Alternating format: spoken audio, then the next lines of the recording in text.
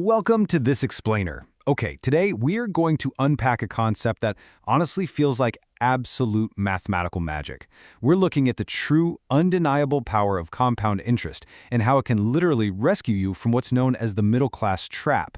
So let's dive right into this because the principles we're exploring today, they have the potential to completely rewire how you view your paycheck, your time, and for sure, your future.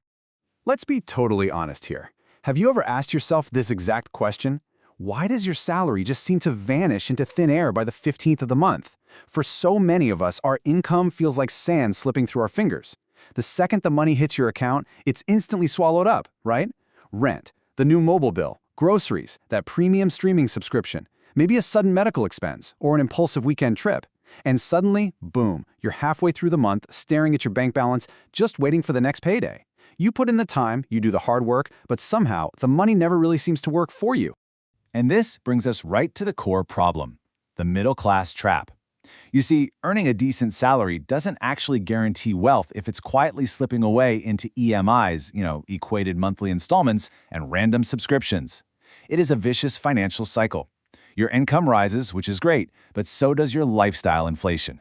You upgrade your phone, you move into a nicer apartment, you lease a much better car. The money comes in, and it immediately goes right back out to pay for that upgraded lifestyle. You're moving faster and faster, but you're basically running on a treadmill. To really wrap our heads around how to break this cycle, our source material shares this brilliant little parable about three friends, Vijay, Shubham, and Akash.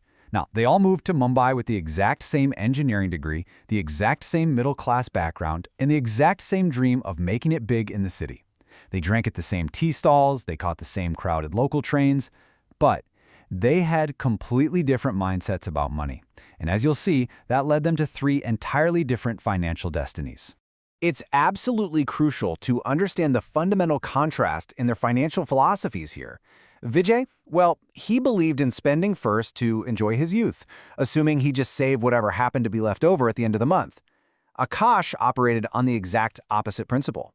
He saved and invested his target amount first, no matter what, and only allowed himself to spend what was left. Now, this might just seem like a simple reshuffling of words, but trust me, this single mindset shift completely dictated the trajectory of their entire lives.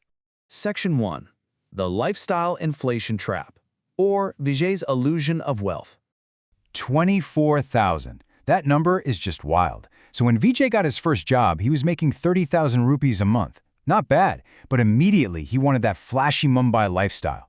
First, he rented an apartment right near the office to skip the train commute. That was 12,000 rupees gone. Then he bought a shiny new car because, well, his colleagues had one, and the slick salesman convinced him the EMI was only 12,000. Right there, out of his 30,000 rupee salary, 24,000 was gone on day one. Add in food, fuel, and basic utilities, he was functionally broke from the exact moment his paycheck cleared. And this perfectly captures the absolute danger he was in. Warren Buffett said it best. If you buy things you do not need, soon you will have to sell things you need. Vijay was basically wearing golden handcuffs. To the outside world, he looked incredibly successful. He had the nice car, the good apartment, the branded clothes. But behind the scenes, he was completely chained down by EMIs. He was working solely to pay for his lifestyle upgrades, leaving absolutely zero room for emergencies, let alone actual investments. Moving on to Section 2, Wealth Through Patient Systems. Let's look at Shubham and Akash's long game. Now, Shubham was the quiet observer of the group. He saw massive potential in real estate, specifically in this dusty, undeveloped area outside the city called Panvel. His system was incredibly patient. Step 1, he took his savings, around 10 lakhs, and invested it into property there, right when everyone else thought it was a complete joke. Step 2, he just waited. For years, literally nothing happened. But then, the roads were built, a metro was announced, schools popped up. 11 years later, that 10 lakh investment quietly skyrocketed to 90 lakhs. And step 3, the rent from that booming property grew so much, it completely covered the EMI for his next property investment. He literally let time and infrastructure do all the heavy lifting. Then we have Akash. Akash loved numbers in the stock market, but he didn't look for quick gambles. Instead, he built a non-negotiable budget. He lived strictly by the 50-30-20 rule. That's 50% for absolute needs, 30% for lifestyle, and a firm, non-negotiable 20% slice purely for investing. And here's the kicker. That 20% was deducted first, automatically, before he even had a chance to look at his paycheck. Akash treated his investments like a systematic machine.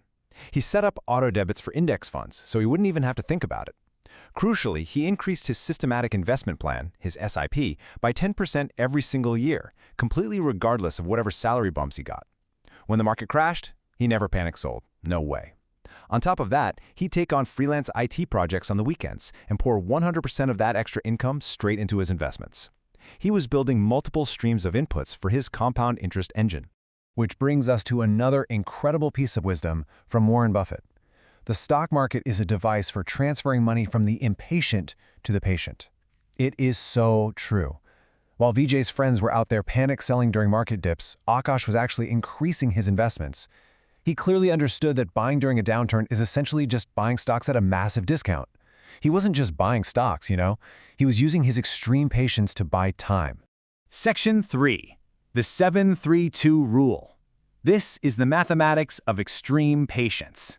To understand how compounding behaves, assuming roughly a 10% average return, it helps to think of an airplane taking off. Point 1 is years 1 through 7. This is your base building phase, and honestly, it feels painfully slow. You are literally just rolling down the runway, slowly doubling your initial investment. Point 2 is years 8 to 10. Now you're gathering momentum. The interest is starting to earn its own interest on a much larger base. And finally, point 3, years 11 and 12. This is the exponential takeoff. This is when the plane finally leaves the ground and the growth starts looking like a rocket ship. Here's the tragedy, though. Most people never actually see the takeoff. Why? Because they quit during those first boring 7 years. They check their accounts in year 4, see a tiny little gain, get super bored, and just spend the money on a car instead. They don't realize that a larger base makes that exact same 10% growth absolute magic later on. I mean, 10% of $10,000 is tiny, but 10% of $1 million? That is life-changing. You simply can't quit while you are still on the runway. Okay, Section 4. The advantage of time. Here is why exactly when you start matters most. The massive gap between starting early and starting late is just staggering. Listen to this. If you start investing just 5,000 rupees a month at age 25, by the time you hit 55, you have this massive full corpus. We're talking potentially around 1 crore. But if you delay by just 10 years and start at age 35, investing that exact same 5,000 rupees a month until 55, your final retirement corpus is literally cut in half. Half. Time is literally an unfair advantage in this game. Starting at 25 means time is your absolute greatest ally. You get to ride the full exponential curve of compound interest. But starting at 35, now time is running against you.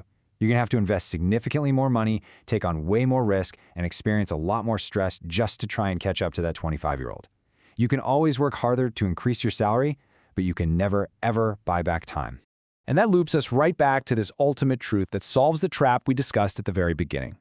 Do not save what is left after spending, but spend what is left after saving. It's really not about how much you earn. It is entirely about the order in which you manage it. Prioritizing your future self before your current lifestyle is pretty much the only proven remedy to escaping the middle-class trap. So let's look at the incredible contrast in the lives of our 3 friends a decade later.